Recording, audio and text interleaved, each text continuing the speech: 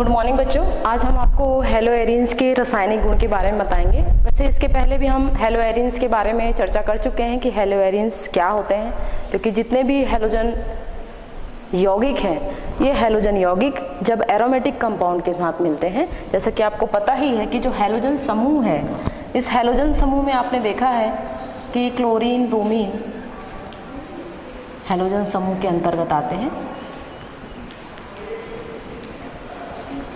Chlorine, bromine, iodine ये इसके अंतर्गत आते हैं और इनके साथ एरोमेटिक यौगिक की क्रिया होती है, एरोमेटिक।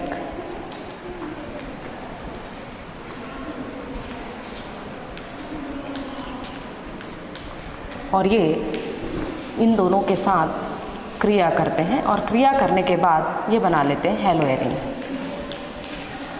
हेलोएरिन तो यहाँ पर आप देखिए कि जैसा कि हम ये देखते हैं कि जितने भी हेलोएरिन्स है या हेलोएरिन कंपाउंड है या हेलोएरिन यौगिक है, उनमें आपने देखा होगा कि कई प्रकार की क्रियाएं होती हैं कि वो विभिन्न प्रकार के यौगिकों के साथ किस प्रकार की क्रिया करते हैं और क्रिया करने के बाद उसका क्या इफेक्ट पड़ता है, उससे हमें जो नया उत्पाद प्राप्त होता है वो किस प्रकार का प्राप्त हो रहा है, उसका यदि हम कोई भी यौगिक बना रहे हैं तो वह उपयोगी है या नहीं। जैसे हमने देखा कि बहुत सारे ऐसे कीटाणुनाशी का निर्माण होता है, तो वो कीटाणुनाशी दैनिक जीवन में इसका उपयोग है या नहीं, विभिन्न प्रकार के कीटाणुओं को नष्ट करने के लिए इसका उपयोग होता है या नहीं। तो इस प्रकार से हम देख सकते हैं कि जो हेलोएरिन्स है, ये हेलोएरिन विभिन्न प्रकार के यौगिकों के साथ क्रिया करके एक जो नया उत्पाद बनाते हैं, वो रासायनिक गुण में उसकी महत्वपूर्ण योग्यता है। तो इस आधार पर हम इसमें सबसे पहली अभिक्रिया देखते हैं। इसमें सबसे पहली अभिक्रिया है डाउ विधि। डाउ विधि ये वैज्ञानिक के नाम पर ये विधि है। इसके आधार पर ये बताया गया है कि जब हम हेलोएरिन, जितने भी हेलोएरिन हैं, जैसे मान लीजिए हमने यहाँ लिखा C6H5Cl, तो जो C6H5 है इसे हम कहेंगे क्लोरोबेंजीन। यदि हम इसे लिखना चाहें तो हमें इसे इस प्रकार भी लिख सकते हैं Cl, और या फिर इसे हम इस प्रकार भी लिख सकते हैं, जैसा कि हम इसके बारे में आपसे चर्चा कर चुके हैं। यहाँ पर अल्टरनेट क्रम में यहाँ पर डबल बॉन्ड होगा और ये डबल बॉन्ड इसके साथ क्रिया करेगा। तो जब भी हम डाउ विधि में देखें तो यहाँ हम हेलोएरिन की क्रिया हमको करानी है अमोनिया के साथ, तो आप किसी भी तरह से इसे हम लिख सकते हैं। तो यहाँ पर आपने देखा कि इसे हेलोएरिन को या एरिल हैलाइड, इसे हम एरिल हैलाइड भी कह सकते हैं, या इसे हम कहेंगे बेंजिल क्लोराइड। बेंजिल क्लोराइड, तो ये जो बेंजिल क्लोराइड है ये अमोनिया के साथ क्रिया करता है क्यूप्रस ऑक्साइड के साथ Cu2O। तो जब बेंजिल क्लोराइड या क्लोरोबेंजीन अमोनिया की अधिकता में क्यूप्रस ऑक्साइड के साथ क्रिया करता है अधिकतम ताप पर, इसके लिए हम अधिकतम ताप लेते हैं 200 डिग्री सेल्सियस। 200 डिग्री सेल्सियस का टेम्परेचर इसके लिए लिया जाता है। साथ साथ इसके लिए हम 60 वायुमंडलीय दाब लेते हैं, या इसे आप ATM भी लिख सकते हैं, वायुमंडल दाब जब लिया जाता है तो यहाँ पर जो C6H5Cl है ये अमोनिया के साथ क्रिया कर लेगा और ये बना लेगा एनिलीन। तो इस प्रकार से आप देख सकते हैं यहाँ पर ये बनेगा C6H5NH2, और यहाँ पर जो क्यूप्रस ऑक्साइड है, ये क्यूप्रस ऑक्साइड क्लोरीन के साथ क्रिया कर लेगा और क्लोरीन के साथ क्रिया करके ये क्यूप्रिक क्लोराइड में बदल जाएगा, Cu2Cl2 बना लेगा। साथ में यहाँ पर पानी का एक अणु निकल जाएगा। तो यहाँ पर आप देख सकते हैं कि ये जो बेंजिल ग्रुप है, बेंजिल के साथ जो हैलाइड ग्रुप है, तो बेंजिल जो है क्लोरो समूह को प्रतिस्थापित कर रहा है और अमीनो समूह को उसमें अटैच कर रहा है। तो यहाँ पर आप देखिए, पहले कंडीशन में यहाँ आपने देखा कि ये बेंजिल क्लोराइड था या क्लोरोबेंजीन था, जब ये अमोनिया के साथ क्रिया कर रहा है, क्यूप्रस ऑक्साइड के साथ क्रिया कर रहा है, तो यहाँ पर ये एनिलीन की प्राप्ति हो रही है और इसे हम बेंजिल एमीन भी कह सकते हैं, इसे बेंजिल एमीन, या इसका दूसरा नाम है एनिलीन, इसे आप एनिलीन भी कह सकते हैं। तो इस प्रकार से आप देख सकते हैं कि यहाँ पर क्लोरो समूह का प्रतिस्थापन अमीनो समूह के द्वारा होगा तो उस विधि को हम कहेंगे डाउ विधि। और जो यहाँ पर कॉपर की जो संयोजकता है यहाँ पर 1 है और यहाँ पर संयोजकता इसकी 2 है, तो इसका यहाँ पर ऑक्सीकरण हो रहा है। तो इस प्रकार से आप देख सकते हैं कि बेंजील क्लोराइड को जब अमोनिया की अधिकता के साथ अभिक्रिया कराते हैं क्यूप्रस ऑक्साइड की के साथ साथ 200 डिग्री सेल्सियस पर इस पे अभिक्रिया कराने से 60 वायुमंडलीय दाब में ये एनिलीन में बदल जाता है। तो इस प्रकार से आप देख सकते हैं कि डाउ विधि जिसमें एनिलीन का निर्माण किया जा रहा है। ठीक इसी तरह आप देख सकते हैं दूसरी विधि है ग्रिग्नार्ड अभिकर्मक। ग्रिग्नार्ड अभिकर्मक बनाना, यह भी एक रिएजेंट है, ये अभिकर्मक है। जैसा कि हम एलिफेटिक में बनाते हैं वैसा ही आपको एरोमेटिक में बनाना है। तो इसके लिए भी हम जैसे मान लीजिए हम यहाँ पर अगर एलिफेटिक लेते तो यहाँ पर हम लेते C2H5Br, तो एल्किल हैलाइड लिया जाता और इसके साथ हम मैग्नीशियम धातु को लेंगे प्लस Mg मैग्नीशियम धातु, और ये मैग्नीशियम धातु को शुष्क ईथर की उपस्थिति में क्रिया कराई जाती है, शुष्क ईथर की उपस्थिति में। तो इसके फलस्वरूप हमें ग्रिग्नार्ड अभिकर्मक की प्राप्ति होगी और ग्रिग्नार्ड अभिकर्मक में बनेगा C2H5MgBr। तो जिस प्रकार से हम एलिफेटिक हैलाइड की क्रिया मैग्नीशियम धातु से कराते हैं, ठीक इसी तरह हम यहाँ पर एरिल हैलाइड की क्रिया हमको करानी है। और जब हम एरिल हैलाइड की क्रिया मैग्नीशियम की सहायता से शुष्क ईथर में करते हैं तो उस कंडीशन में यहाँ इसे हम इस प्रकार दे सकते हैं। जैसे यहाँ हमने एरिल हैलाइड लिया और एरिल हैलाइड में आपको पता है यहाँ पर यदि हम क्लोरीन ले रहे हैं तो यह हो जाएगा बेंजील क्लोराइड या क्लोरोबेंजीन, और जब क्लोरोबेंजीन की क्रिया या ब्रोमोबेंजीन की क्रिया यहाँ पर हम ले रहे हैं, या मान लीजिए हम यहाँ पर क्लोरोबेंजीन ले रहे हैं,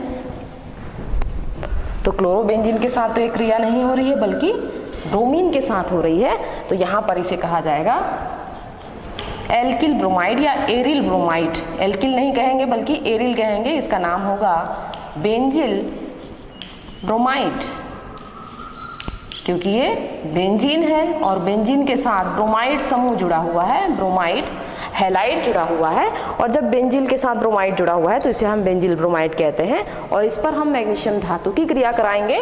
तो जैसे हम मैग्नीशियम धातु की क्रिया जिस प्रकार से हमने एलिफेटिक में किया है और शुष्क ईथर की उपस्थिति में क्रिया होती है, तो उसके फलस्वरूप यहाँ हमें ग्रिग्नार्ड अभिकर्मक की प्राप्ति होती है। और ये जो ग्रिग्नार्ड अभिकर्मक बन रहा है इसे हम इस प्रकार लिख सकते हैं, इसे अंदर रिंग भी लिख सकते हैं और अल्टरनेट क्रम में आप डबल बॉन्ड भी दे सकते हैं। तो यहाँ पर आप देखिए ये जो बन रहा है, जैसा हमने यहाँ पर एलिफेटिक में लिखा था, यहाँ पर हमने एलिफेटिक में क्या लिखा था, ये एल्किल या एथिल ब्रोमाइड है।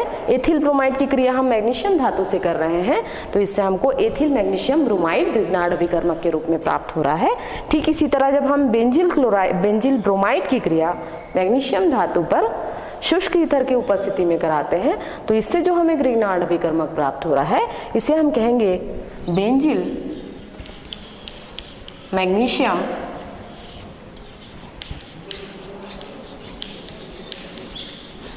ब्रोमाइड,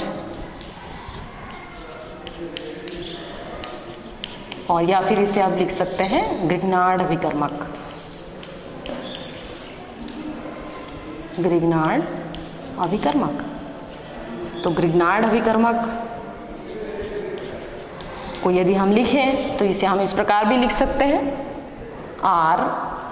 RMgBr, इस प्रकार से लिखा जा सकता है RMgBr लिखिए।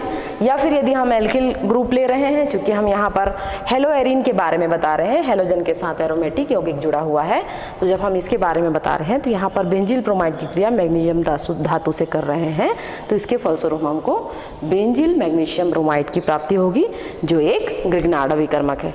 नेक्स्ट है तीसरी अभिक्रिया है उल्मान अभिक्रिया।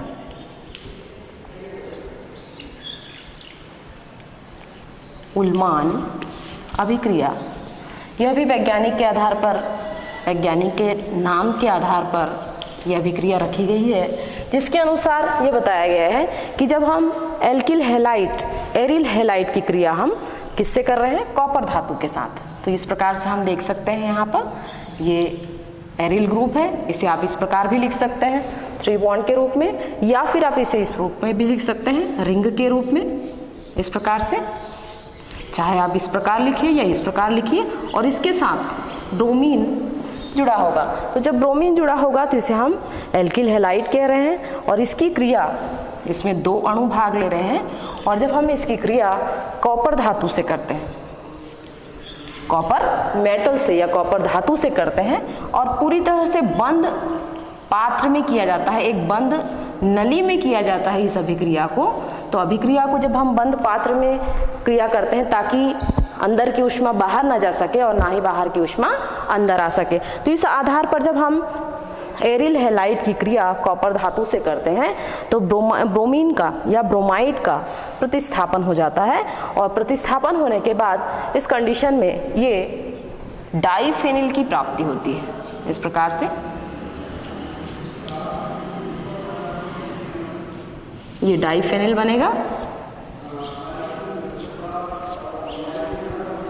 इसको इस प्रकार दे सकते हैं क्योंकि यहाँ पर कंटिन्यू हो जाएगा डबल बॉन्ड, इस प्रकार से देंगे।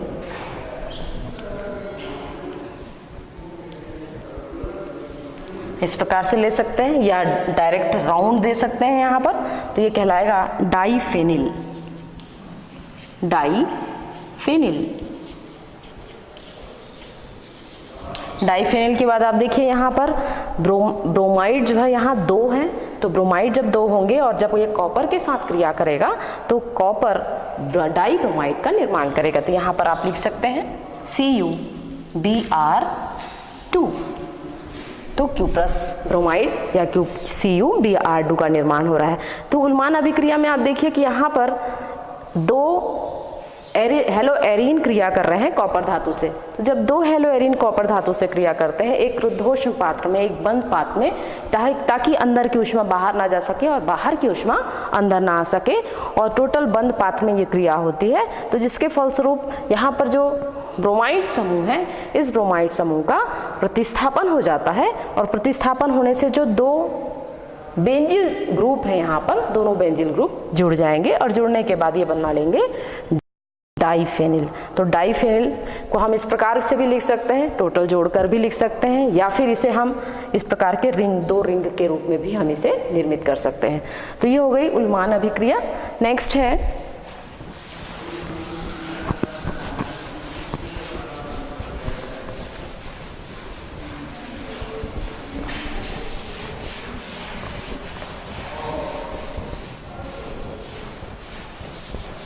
जिस प्रकार से हेलो एरीन की क्रिया है वैसे ही क्रिया आप देखे होंगे एलिफेटिक में भी।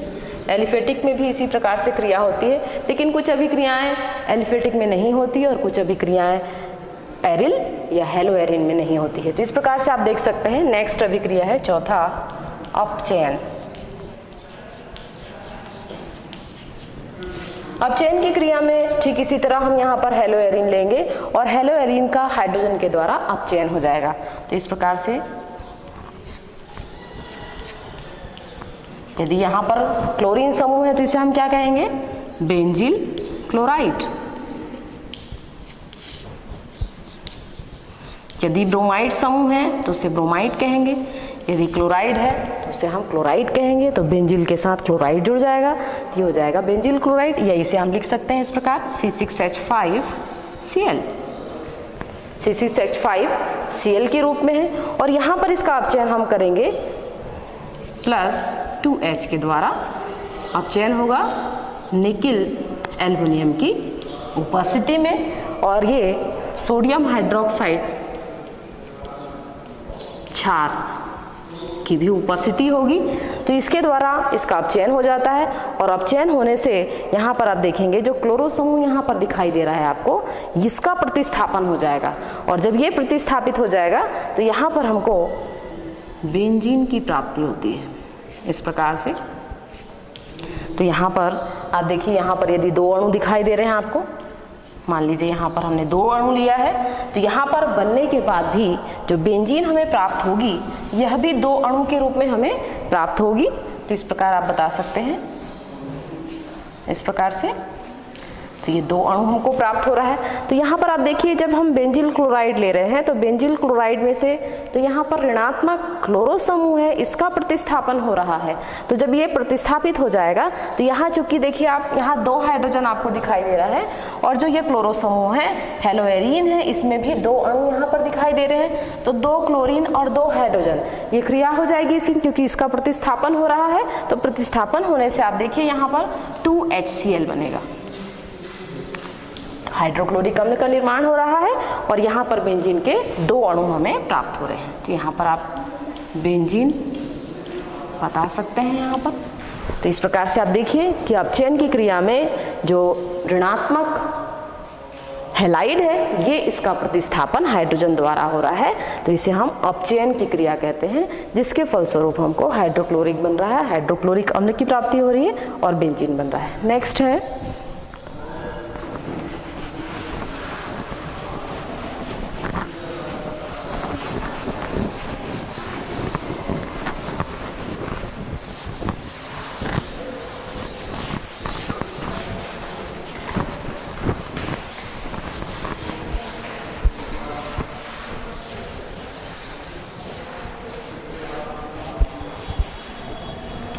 तो यहाँ पर आप देख सकते हैं विभिन्न प्रकार के अभिकर्मकों के साथ हेलोएरीन की क्रिया होती है और इसके बाद एक नया उत्पाद हमें प्राप्त होता है। तो विभिन्न प्रकार से नेम रिएक्शन भी आपको यहाँ पर देखने को मिलेगी और किसी भी यौगिक के नाम के आधार पर भी हम अभिक्रिया दे सकते हैं। तो नेक्स्ट है, तो इस प्रकार से आप देखेंगे कि जो विभिन्न प्रकार की अभिक्रिया हमको दिखाई देती है, तो इसमें जैसा कि अभी तक हमने देखा कि नाभिक स्नेही अभिक्रिया थी, क्योंकि यहाँ पर नाभिक में आपको पता है कि धनात्मक आवेश होता है और जो उसके साथ जुड़ने वाले यौगिक हैं वो ऋणात्मक होंगे। तो ये जितनी भी अभिक्रिया अभी तक हमने बताया ये नाभिक स्नेही अभिक्रिया थी। अब हम आपको बता रहे हैं इलेक्ट्रोफिलिक प्रतिस्थापन अभिक्रिया। तो यहाँ पर हम हेडिंग डाल लेते हैं इलेक्ट्रोफिलिक प्रतिस्थापन अभिक्रिया।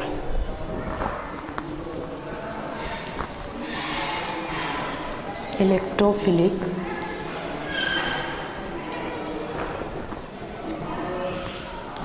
इलेक्ट्रोफिलिक का मतलब होता है इलेक्ट्रॉन से स्नेह रखने वाले जो भी यौगिक इसके साथ जुड़े हुए होंगे या आयन जुड़े होंगे या परमाणु जुड़े होंगे उसका हमको प्रतिस्थापन करना है,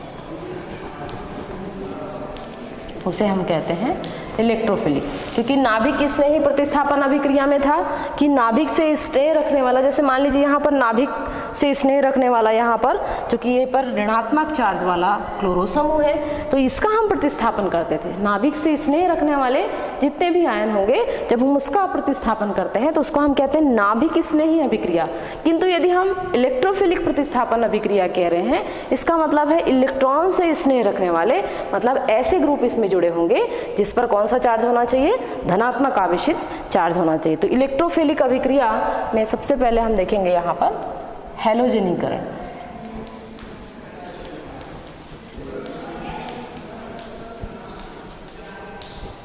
जैसा कि आपको पता है कि जो हैलोजनीकरण अभिक्रिया है इसमें हम देखते हैं कि जो हैलोजन होता है ये हैलोजन कोई सा भी हो सकता है। यदि हम Cl की बात कर रहे हैं, Br की बात कर रहे हैं या I की बात कर रहे हैं, मतलब आयोडीन समूह की बात कर रहे हैं, तो ये किसी भी ग्रुप के साथ जुड़ जाता है तो वहाँ पर ये हैलाइड बन जाता है। जैसे अगर ये बेंजीन के साथ जुड़े, जनरली इसको हम क्लोरीन कहेंगे, लेकिन अगर ये बेंजीन के साथ जुड़ गया है तो ये हैलाइड बन जाएगा और क्लोरीन है तो वो क्लोराइड हो जाएगा, और यदि ब्रोमीन है तो ब्रोमाइड हो जाएगा, और यदि फ्लोरीन है तो फ्लोराइड हो जाएगा। तो इस प्रकार से जितने भी हैलोजन समूह हैं वो किसी भी यौगिक के साथ जुड़ने के बाद हैलाइड में बदल जाते हैं। तो ठीक इसी तरह जब हम देखें यहाँ पर हैलोजनीकरण अभिक्रिया, तो इसमें हम देखते हैं बेंजील क्लोराइड, इसकी क्रिया हम कराएंगे। यहाँ पर Cl है, इसकी क्रिया हमने क्लोरीन गैस के, क्लोरीन गैस या क्लोरीन का 1 मोल कह सकते हैं। तो जब क्लोरीन गैस के 1 मोल के साथ फेरिक क्लोराइड की उपस्थिति में क्रिया होती है, FeCl3 की उपस्थिति में क्रिया हो रही है, तो यहाँ पर आप देखिए 2 अणु हमको प्राप्त होते हैं, 2 यौगिक हमको प्राप्त होते हैं। इसमें से आप देखेंगे यहाँ पर एक क्लोरो समूह आपको दिखाई दे रहा है और दूसरा क्लोरो समूह यहाँ पर सेकंड पोजीशन में होगा।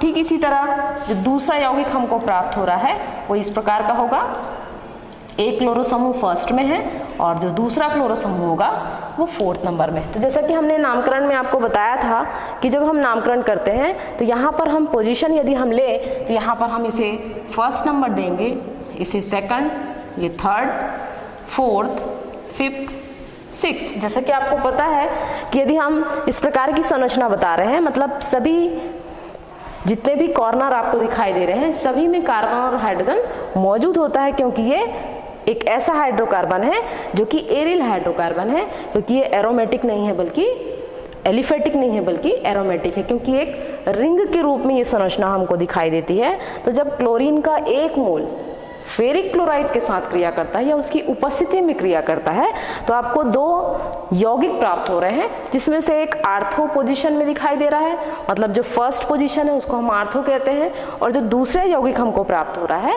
वो पैरा पोजीशन में है, तो इसे हम कहेंगे आर्थो।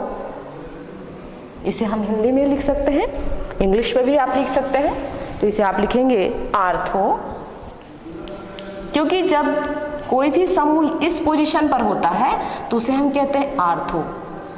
तो आर्थो इसे कहेंगे हम 2 या 1,2 डाइक्लोरो बेंजीन।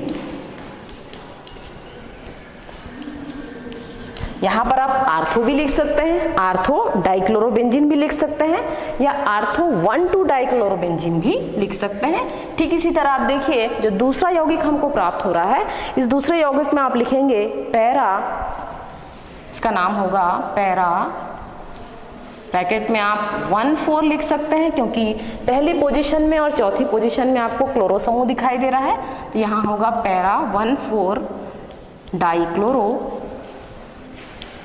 बेंजीन।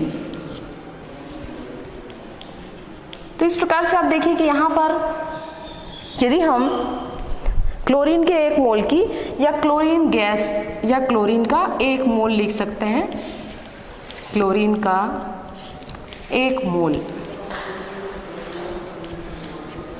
तो यहाँ पर आप देखिए क्लोरीन के एक मोल की क्रिया जब हम बेंजील क्लोराइड के साथ फेरिक क्लोराइड की उपस्थिति में करते हैं तो दो यौगिक हमें प्राप्त होगा, एक आर्थो पोजीशन प्राप्त हो रही है जिसे हम आर्थो डाइक्लोरोबेंजीन कहेंगे, और जो दूसरा यौगिक हमको प्राप्त हो रहा है वो होगा पैरा 1,4 डाइक्लोरोबेंजीन, क्योंकि यहाँ दो क्लोरो समूह है इसलिए इसे हम डाई कहेंगे। यदि मान लीजिए यहाँ पर 3 क्लोरो समूह होता तो उसे हम कहते हैं 1, 2, 3, जैसे अगर 1, 2, 3 पोजीशन में है तो 1, 2, 3 होगा, या फिर आप लिख सकते हैं ट्राइक्लोरोबेंजीन, डायरेक्ट आप भी लिख सकते हैं, या पोजीशन आप बता सकते हैं कि अगर यहाँ पर, क्योंकि मेटा पोजीशन में बहुत कठिनता से ये यौगिक निर्मित होता है, तो जो दूसरी कंडीशन यहाँ पर देखिए, ये जो है यहाँ पर होगा आर्थो, इसको हम आर्थो बोलते हैं, इसको हम मेटा बोलते हैं और इसे हम पैरा कहते हैं। तो यहाँ पर जब भी हैलोजनीकरण की क्रिया होती है तो हैलोजनीकरण की क्रिया में आर्थो पोजीशन प्राप्त होती है और पैरा पोजीशन प्राप्त होती है। तो यदि यहाँ पर क्रिया हो रही है फेरिक क्लोराइड की उपस्थिति में तो यहाँ हमको हमेशा आर्थो और पैरा पोजीशन ही प्राप्त होगी, मेटा पोजीशन यहाँ हमको प्राप्त नहीं होती, क्योंकि हमको तो क्लोरीन समूह यहाँ जोड़ना है, हम कहीं भी जोड़ सकते हैं, लेकिन वह यौगिक वर्तमान में मौजूद होना चाहिए। अगर वो वायुमंडल में वो मौजूद नहीं है या उसकी अभिक्रिया नहीं होती तो आप उस यौगिक को नहीं बना सकते। तो इस प्रकार से आप देखिए यहाँ पर हैलोजनीकरण की जब क्रिया होती है, इलेक्ट्रोफिलिक प्रतिस्थापन अभिक्रिया होती है, तो उसमें आपने देखा कि यहाँ पर आर्थो फॉर्म प्राप्त हो रहा है और पैरा फॉर्म प्राप्त हो रहा है। दूसरा है नाइट्रीकरण। अब नाइट्रीकरण चूंकि नाम से ही परिलक्षित हो रहा है, नाइट्रीकरण है मतलब यहाँ पर नाइट्रिक अम्ल मौजूद होगा, और जब हम नाइट्रिक अम्ल की क्रिया कराते हैं तो यहाँ पर आप देख सकते हैं इस प्रकार से, इसको इस प्रकार से भी लिख सकते हैं हम प्लस। अब इसमें आप ये बताइए मुझे कि जब नाइट्रीकरण की क्रिया होगी तो इसमें सिर्फ नाइट्रिक अम्ल होगा या कोई और भी यौगिक इसके साथ जुड़ सकता है, क्योंकि नाइट्रीकरण की क्रिया हो रही है मतलब इसमें नाइट्रिक अम्ल के साथ हमेशा H2SO4 दोनों ही सांद्र अवस्था में होते हैं। जब दोनों ही सांद्र अवस्था में है तो इसकी अभिक्रिया जब हम नाइट्रीकरण के रूप में बेंजील हैलाइड से करते हैं, बेंजील क्लोराइड से करते हैं तो हमें नाइट्रो कंपाउंड निर्मित होता है। तो यहाँ पर इसके बारे में हम देखें तो यहाँ इस प्रकार से ले सकते हैं इसे। तो यहाँ पर आप देखिए इसकी क्रिया हम करवाएंगे HNO3 प्लस H2SO4, इसके साथ इसकी क्रिया होगी। तो जब इसके साथ क्रिया हो रही है और इसके साथ क्रिया करने के लिए हमको इसको गर्म करना पड़ेगा, और गर्म करने के लिए चिन्ह हम हमेशा इस प्रकार से त्रिकोण के रूप में देते हैं। तो इसके साथ क्रिया होगी तो 2 हमको यौगिक प्राप्त होंगे इस प्रकार से। एक यहाँ पर क्लोरो समूह होगा और यहाँ पर नाइट्रो समूह होगा। इस प्रकार से ये पोजीशन प्राप्त होगी। दूसरी पोजीशन वैसे ही आपको पैरा पोजीशन प्राप्त होगी इस प्रकार से, ClNO2 इस प्रकार से। तो ये 2 यौगिक हमको प्राप्त हो रहे हैं, तो इसे आप नोट कर लीजिए।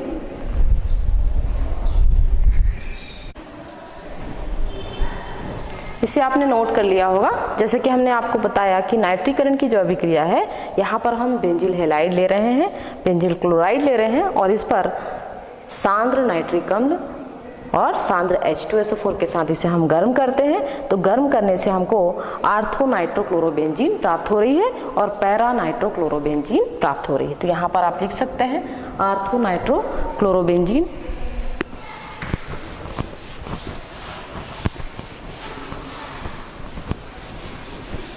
तो यहाँ पर भी आपने देखा कि मेटा पोजीशन आपको यहाँ नहीं दिखाई दे रही है, तो ये पोजीशन भी आपको आर्थो नाइट्रो क्लोरो बेंजीन इस प्रकार से होगी। ठीक इसी तरह आप देखिए दूसरा यौगिक हमको प्राप्त हो रहा है, इसे आप बता सकते हैं पैरा नाइट्रो क्लोरोबेंजीन।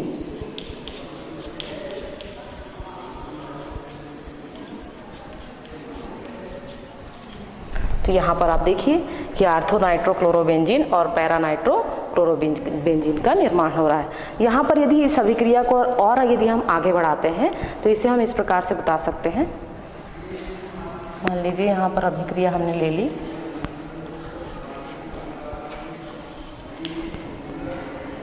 Cl, यहाँ मान लीजिए हम यहाँ पर एक नाइट्रो समूह यहाँ पर ले रहे हैं इस प्रकार से। तो ये पुनः HNO3 और H2SO4, यहाँ पर आप प्लस भी लिख सकते हैं। तो यहाँ पर ये आपने प्लस लिखा, तो यहाँ पर आप देखिए 2 नाइट्रो समूह इसके साथ जुड़ जाएगा। यहाँ पर क्लोरो समूह है, ये नाइट्रो समूह है और यहाँ पर एक और नाइट्रो समूह है। ये कंडीशन आ सकती है। तो जब इस प्रकार की कंडीशन बनेगी, जैसा कि हमने पहली स्थिति में देखा कि यहाँ पर हमको एक नाइट्रो समूह प्राप्त हुआ था, जैसा कि हमने पैरा नाइट्रो समूह देखा था, और आर्थो नाइट्रो समूह अलग अलग रूप में प्राप्त होते हैं। इसी पैरा नाइट्रो क्लोरोबेंजीन पर यदि हम अधिकतम इसकी अभिक्रिया कराते हैं तो हमको यहाँ पर जो यौगिक प्राप्त हो रहा है इसे हम कहेंगे ortho meta di nitro chlorobenzene. तो इसे हम लिख सकते हैं आर्थो मेटा डाई नाइट्रो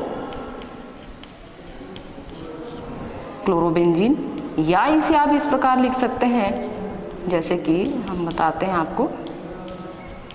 इसे आप लिखेंगे, इसे आप क्या लिखते हैं, इसको आप फर्स्ट नंबर डालते हैं, इसे सेकंड डालते हैं, थर्ड, फोर्थ, फिफ्थ और सिक्स। तो इसे आप क्या लिखेंगे 2,4 di nitro 2,4 di nitro chlorobenzene. अब ठीक इसी तरह आप देखिए यदि इसमें और अधिक अभिक्रिया होती, इसको यदि हम इस अभिक्रिया को और यदि आगे बढ़ाते हैं तो ये अभिक्रिया इस प्रकार से होगी HNO3 प्लस H2SO4, मतलब दोनों ही सांद्र अवस्था में है और इसकी सहायता से यदि हम गर्म कर रहे हैं तो ये हमको इस प्रकार से प्राप्त होगा।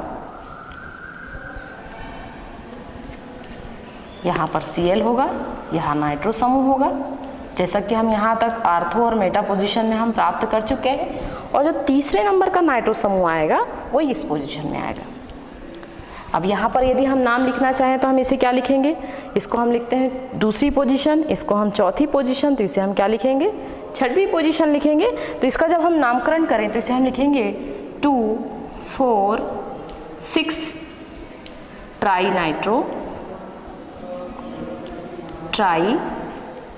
नाइट्रो क्लोरो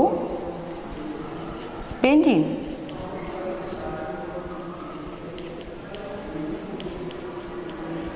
इस प्रकार से इस क्रिया को आप डायरेक्ट भी लिख सकते हैं कि आपने सबसे पहले लिया यहाँ पर क्लोरोबेंजीन और यहाँ पर अधिकता में आपने HNO3 और H2SO4 के साथ अभिक्रिया कराई और उसे आपने गर्म किया। तो गर्म करने से हमको डायरेक्ट एक उत्पाद प्राप्त हो रहा है जिसका नाम है 2,4,6 डाइनाइट्रो क्लोरोबेंजीन। तो इस प्रकार से इस अभिक्रिया को आप डायरेक्ट भी कर सकते हैं या स्टेप बाय स्टेप कर सकते हैं। एक एक पद में आपने किया, पहली अभिक्रिया हमने कराई, पहली अभिक्रिया से हमको आर्थो नाइट्रो क्लोरोबेंजीन प्राप्त हो रहा है, पैरा नाइट्रो क्लोरोबेंजीन प्राप्त हो रहा है। अब ये जो आर्थो नाइट्रो पैरा क्लोरोबेंजीन है इसकी हम अभिक्रिया कराएंगे, इसको हम गर्म करेंगे। तो गर्म करने से हमको यहाँ पर डाइनाइट्रो क्लोरोबेंजीन प्राप्त होगा और ये जो डाइनाइट्रो क्लोरोबेंजीन है, ये डाइनाइट्रो क्लोरोबेंजीन को फिर से अधिकता में हम नाइट्रिक अम्ल और H2SO4 के साथ क्रिया कराते हैं तो इससे हमको 2,4,6 ट्राइनाइट्रो क्लोरोबेंजीन की प्राप्ति होती है। तो इस प्रकार से आप देख सकते हैं कि नाइट्रीकरण की क्रिया के द्वारा हम किस प्रकार से स्टेप बाय स्टेप नए यौगिकों का निर्माण कर सकते हैं। नेक्स्ट है, तो जैसे हमने नाइट्रीकरण की अभिक्रिया बताई है, ठीक इसी तरह एक दूसरी अभिक्रिया हम आपको बता रहे हैं।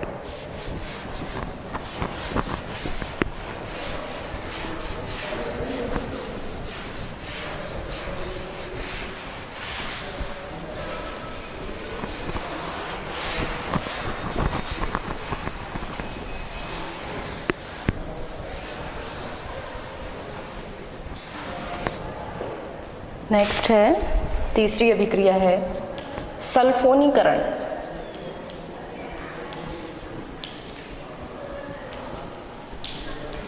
अब यहाँ पर सल्फोनीकरण की अभिक्रिया है। तो सल्फोनीकरण में जैसा कि हम नाइट्रीकरण में H2SO4 और HNO3 दोनों को के द्वारा क्रिया होती है, लेकिन यहाँ पर सिर्फ सल्फ्यूरिक अम्ल की क्रिया होगी और सल्फ्यूरिक अम्ल की क्रिया से यहाँ पर आप देखिए ये क्लोरोबेंजीन आपने लिया इस प्रकार से, ये क्लोरोबेंजीन है या इसको हम बेंजील क्लोराइड कहते हैं। और जब बेंजील क्लोराइड की क्रिया हम यहाँ पर H2SO4 से कराते हैं सल्फ्यूरिक अम्ल से, तो जब हम सल्फ्यूरिक अम्ल से इसकी क्रिया कराते हैं तो इसके फलस्वरूप हमको यहाँ दो उत्पाद हमको प्राप्त होते हैं। तो यहाँ पर आप इस प्रकार से देख सकते हैं ClSO3H प्लस ClSO3H। इस प्रकार से ये दो प्राप्त होगा आपको उत्पाद, जिसमें से एक आर्थो पोजीशन में प्राप्त होगा और दूसरा मेटा पोजीशन में प्राप्त होगा। तो इसे आप कहेंगे आर्थो, इसे आप लिखेंगे आर्थो क्लोरो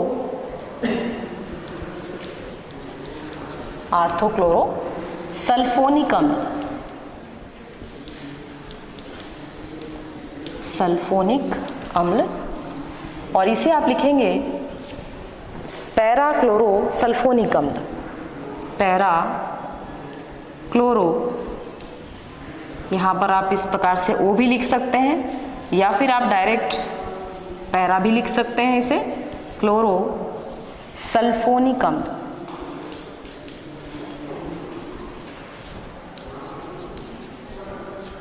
तो इस प्रकार से आप देख सकते हैं कि यहाँ पर हमको दो पोजीशन प्राप्त हो रही है, दो यौगिक हमको प्राप्त हो रहे हैं, एक आर्थो पोजीशन में, तो इसे आप लिख सकते हैं आर्थो, हिंदी में भी आप लिख सकते हैं या डायरेक्ट अगर O भी लिखते हैं तो भी ये सही होगा, और यदि यहाँ पर आपने P लिखा है तो भी ये सही होगा, या फिर इसे आप लिखेंगे पैरा पोजीशन, जैसा कि हमने नाइट्रो यौगिकों में प्राप्त किया था। तो यहाँ पर जब हम सल्फ्यूरिक अम्ल, जो कि एक सांद्र सल्फ्यूरिक अम्ल है, इसकी क्रिया हम कराते हैं, और जब इसकी हम क्रिया करा रहे हैं तो इसे हम कहेंगे सल्फोनीकरण की क्रिया। तो सल्फोनीकरण की क्रिया में यहाँ पर भी आप देखिए दो पोजीशन में क्रिया हो रही है, एक तो आर्थो पोजीशन में और दूसरा है पैरा पोजीशन में। यहाँ पर भी मेटा स्थिति पैदा नहीं होती है या मेटा यौगिक हमें प्राप्त नहीं होते हैं। तो जब मेटा यौगिक प्राप्त नहीं हो रहे हैं, मतलब ऐसा कोई यौगिक निर्मित नहीं होता है जिसके द्वारा मेटा पोजीशन मतलब मेटा क्लोरोसल्फोनिक अम्ल का निर्माण नहीं होगा। सिर्फ दो ही हमको यौगिक प्राप्त होंगे, एक आर्थो पोजीशन में और दूसरा पैरा पोजीशन में।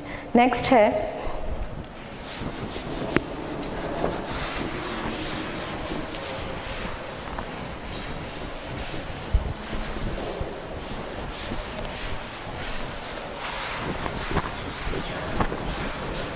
तो इस प्रकार आप देख रहे हैं यहाँ पर इलेक्ट्रोफिलिक प्रतिस्थापन अभिक्रिया हो रही है।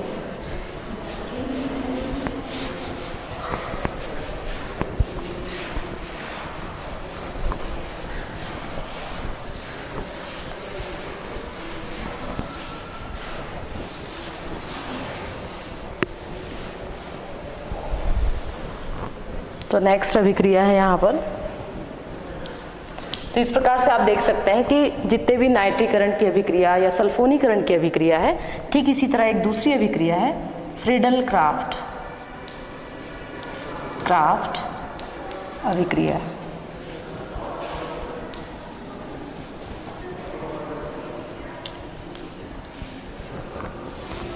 फ्रीडल क्राफ्ट अभिक्रिया में हमेशा ये होता है कि इसमें हम ऐसे यौगिक की क्रिया कराते हैं जो कि एल्किल हैलाइड है, इसलिए इसको हम एल्काइलेशन भी बोलते हैं। जैसे यहाँ पर आप देखिए, यहाँ पर Cl है जो कि बेंजील क्लोराइड है। अब इस बेंजील क्लोराइड की हम क्रिया कराएंगे एल्किल हैलाइड से, CH3Cl। इसके साथ क्रिया कराते हैं निर्जल एल्युमिनियम क्लोराइड की उपस्थिति में, निर्जल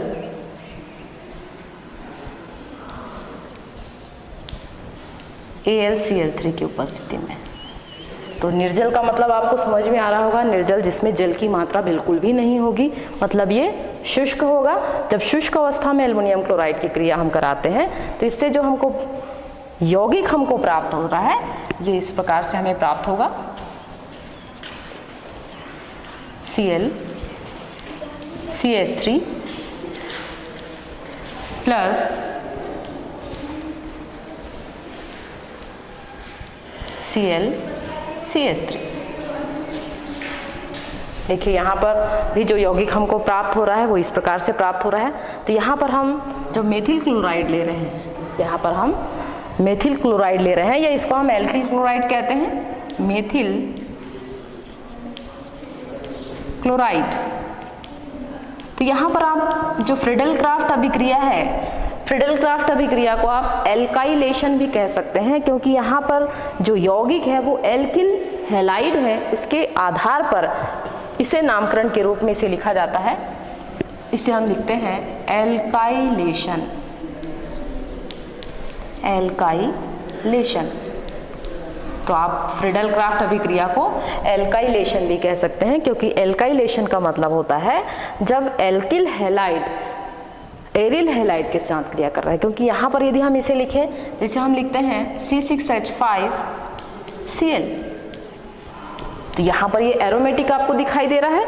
ठीक इसी तरह यहाँ पर आप देखिए, इसे हम क्या कहते हैं, CH3Cl को एल्किल हैलाइड कहते हैं, इसे आप एल्किल हैलाइड लिखते हैं, इसलिए आपने इसको CH3Cl लिखा है। तो एलिफेटिक हैलाइड और एरोमेटिक हैलाइड जब निर्जल एल्युमिनियम क्लोराइड के साथ क्रिया कराते हैं तो भी हमें दो पोजीशन प्राप्त हो रही है, दो यौगिक हमको प्राप्त हो रहे हैं।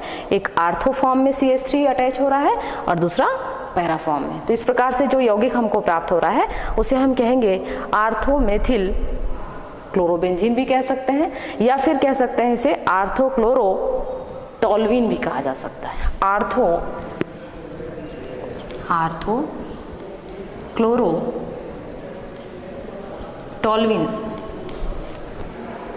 क्योंकि टोल्विन की संरचना हमने आपको पहले बताई थी, क्योंकि जो टोल्विन की संरचना है वो इस प्रकार की होती है, जिसमें CH3 होता है, इस प्रकार से इसको हम टोल्विन कहते हैं। लेकिन यहाँ पर क्लोरो समूह भी जुड़ा हुआ है, इसलिए इसे कहेंगे आर्थोक्लोरोटोल्विन कहेंगे। ठीक इसी तरह इसे कहा जाएगा पैराक्लोरोटोल्विन। तो यहाँ आपको दो पोजीशन प्राप्त हो रही है, दो यौगिक हमको प्राप्त हो रहा है जब एरोमेटिक हैलाइड और एलिफेटिक हैलाइड की क्रिया होती है निर्जल एल्युमिनियम क्लोराइड के द्वारा, तो आर्थोक्लोरोटोल्विन और पैराक्लोरोटोल्विन की प्राप्ति होगी। नेक्स्ट है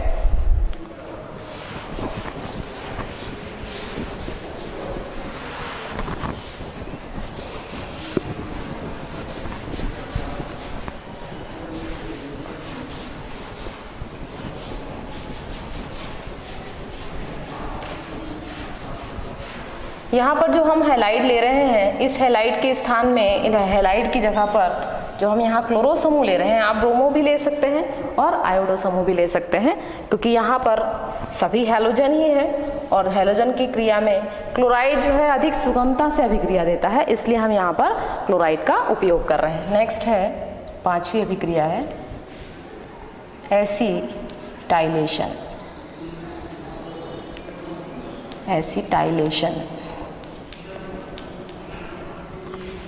एसिटाइलेशन नाम से ही परिलक्षित हो रहा है कि इसमें जो एल्हाइड होगा, एरोमेटिक हैलाइड होगा या एरोमेटिक क्लोराइड होगा, उसकी क्रिया हम एसिटिल क्लोराइड से करेंगे। तो इस प्रकार से एसिटिल क्लोराइड के लिए हम लिखते हैं CH3COCl। और यदि हम यहाँ पर बेंजील क्लोराइड लिखें तो यहाँ पर इसका मतलब, क्योंकि यहाँ पर ये एल्किल है या एसिटिल है, एसिटाइलेशन हो रहा है यहाँ पर, तो ये जो भाग होता है इसको हम एसीटो समूह कहते हैं। तो एसीटो समूह में क्लोरो समूह जुड़ा हुआ है, इसलिए इसको हम कहते हैं एसिटिल क्लोराइड भी कहते हैं इसे। और यदि हम इस अभिक्रिया के रूप में जब हम बेंजील क्लोराइड के साथ इसी क्रिया करा रहे हैं तो इसे हम कहेंगे एसिटाइलेशन। तो यहाँ पर आप देखिए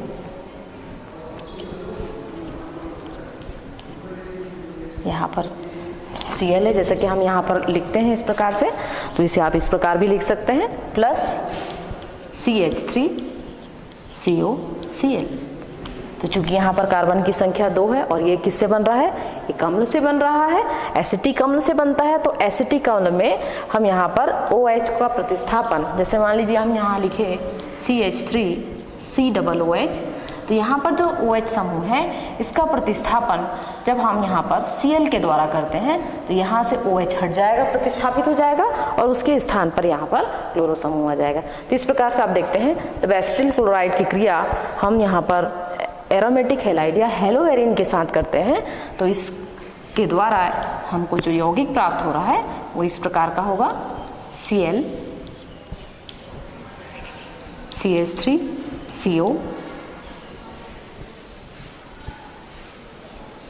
CO और ठीक इसी तरह दूसरा यौगिक हमको प्राप्त होगा वो इस प्रकार का होगा Cl और यहाँ पर पैरा पोजीशन में आपको एसीटो समूह होगा। इस प्रकार से आप दे सकते हैं।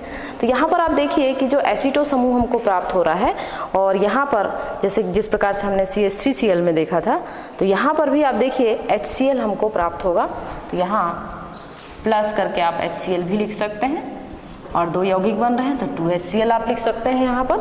ठीक इसी तरह यहाँ पर जो हमको यौगिक प्राप्त हो रहा है इसको हम लिख सकते हैं आर्थो एसीटो क्लोरोबेंजीन। इसका नाम होगा आर्थो एसीटो क्लोरोबेंजीन। और ठीक इसी तरह हम इसका नामकरण करें तो इसको हम लिखेंगे para aceto chlorobenzene. Para aceto chlorobenzene.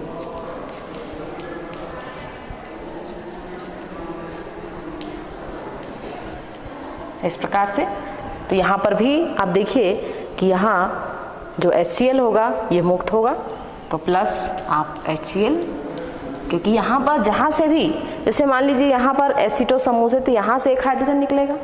तो यहाँ पर जब भी प्रतिस्थापन की क्रिया होती है, जैसे मान लीजिए हमने यहाँ पर इस प्रकार से लिखा तो इसे आप इस प्रकार भी लिख सकते हैं। जैसे यहाँ हमने Cl लिखा है, यहाँ आप CH लिखेंगे, यहाँ CH लिखेंगे, क्योंकि सभी जगह कार्बन और हाइड्रोजन मौजूद होते हैं। इस प्रकार से आप लिख सकते हैं इसे CH। तो यहाँ जब भी जैसे मान लीजिए यहाँ पर एसिटिल क्लोराइड का अटैक हो रहा है तो ये जो हाइड्रोजन आपको दिखाई दे रहा है इसका प्रतिस्थापन होगा। ये हाइड्रोजन यहाँ से हट जाएगा और ये हटेगा यहाँ से। तो यहाँ पर जैसे हमने आर्थो फॉर्म बताई है आपको, तो ये हाइड्रोजन यहाँ से हटेगा और उसके साथ हाइड्रोजन हट रहा है और हटने के बाद यहाँ पर जुड़ जाएगा COCH3 या CH3CO। ठीक इसी तरह यदि हम पैरा पोजीशन देख रहे हैं तो मतलब हाइड्रोजन यहाँ से हट रहा है तो ये क्लोरो समूह जो है इसके साथ क्रिया कर लेगा तो यहाँ बन जाएगा ये हाइड्रोक्लोरिक अम्ल। ठीक इसी तरह यदि पैरा पोजीशन में है तो पैरा पोजीशन में भी वैसी ही कंडीशन होती है कि यहाँ से हाइड्रोजन का प्रतिस्थापन एसीटो समूह के द्वारा होता है। तो जब एसीटो समूह के द्वारा होगा तो उस कंडीशन में भी आपको वैसे ही यौगिक की प्राप्ति होगी। तो इस प्रकार से आप देख सकते हैं। तो यहाँ पर जैसे हमने बताया, ठीक इसी तरह आप यहाँ पर यदि पैरा पोजीशन के बारे में बात कर रहे हैं तो आप इस संरचना को इस प्रकार से भी लिख सकते हैं। तो यदि लिख रहे हैं तो इसे हम इस प्रकार भी लिखेंगे, यहाँ पर CH है तो यहाँ का हाइड्रोजन हट जाएगा और ये हाइड्रोजन हटा तो यहाँ पर भी अगर पैरा पोजीशन में एसीटो समूह आ रहा है तो यहाँ आप लिख सकते हैं COCH3। तो इस प्रकार से आप देखिए, जब हम एसिटाइलेशन की अभिक्रिया कराते हैं तो एसिटिक अम्ल के द्वारा जो एसिटिल क्लोराइड बना है, ये एसिटिल क्लोराइड बेंजील क्लोराइड के साथ क्रिया करेगा और क्रिया करने के बाद 2 यौगिक हमको प्राप्त होंगे। एक हमको आर्थो एसीटो क्लोरोबेंजीन प्राप्त होगा और पैरा एसीटो क्लोरोबेंजीन प्राप्त होगा। तो आज के लिए बस इतना ही, आगे का हम आपको अगले पीरियड में बताएंगे। Thank you.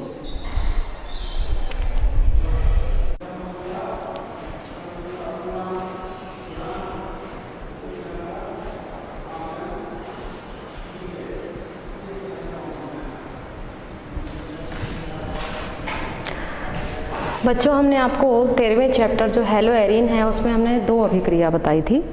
एक हमने सल्फोनीकरण की अभिक्रिया बताई थी और दूसरी हमने बताई थी एसिटाइलेशन।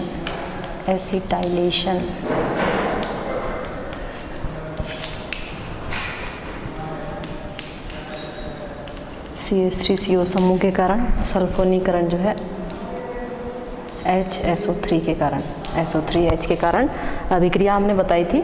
यहाँ पर हमने Cl की क्रिया H2SO4 से होती है तो उसके फलस्वरूप 2 व्युत्पन्न बनते हैं। एक होता है आर्थो पोजीशन पर SO3H और दूसरा बनता है यहाँ पर ClSO3H। तो यहाँ पर हमने लिखा था आर्थो क्लोरो सल्फोनिक अम्ल लिखा था।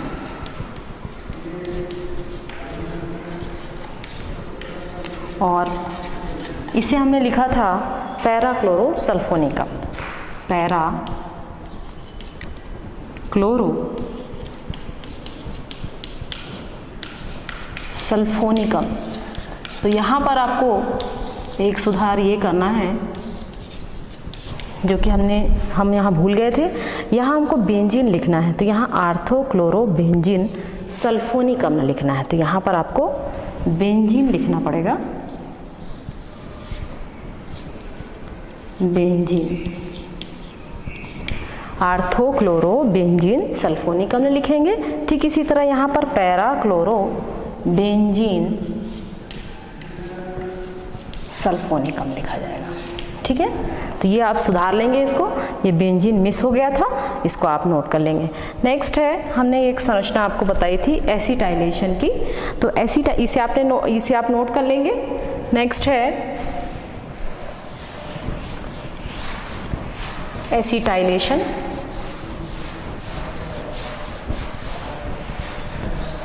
एसिटाइलेशन में हमने 2 संरचना बताई थी। एक संरचना इस प्रकार की थी, COCH3 Cl, और दूसरी संरचना हमने बनाई थी आपके सामने Cl COCH3। तो यहाँ पर आपको बताना है, इसे आप लिखेंगे। आपने लिखा था, इसमें हमने लिखा था आर्थो क्लोरो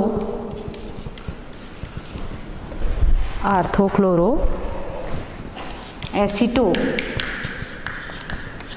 बेंजीन लिखा था। तो इसे आप सुधार लेंगे, इसको आप सुधार के हम बताते हैं आपको। और दूसरी संरचना हमने बताई थी पैरा क्लोरो एसीटो बेंजीन। यहाँ हमने 2 उत्पाद बनाए थे अभिक्रिया से। तो यहाँ पर आप देखिए, ये आर्थो पोजीशन में है एसीटो समूह, यहाँ पर पैरा पोजीशन में, लेकिन यहाँ पर इसे बेंजीन नहीं कहते, इसे कहते हैं आर्थोक्लोरोएसीटोफिनोन, क्योंकि ये कीटोन है। तो आप यहाँ लिखेंगे बेंजीन के स्थान पर आप यहाँ फिनोन लिखेंगे। यहाँ पर भी आपको वैसा ही लिखना है, क्योंकि ये कीटोन है इसलिए इसको बोलेंगे हम फिनोन। बाकी सब एक जैसा ही रहेगा, सिर्फ यहाँ पर आपको बेंजीन को हटा करके फिनोन जोड़ना है। ठीक है, इसे आप नोट कर लीजिए। Thank you.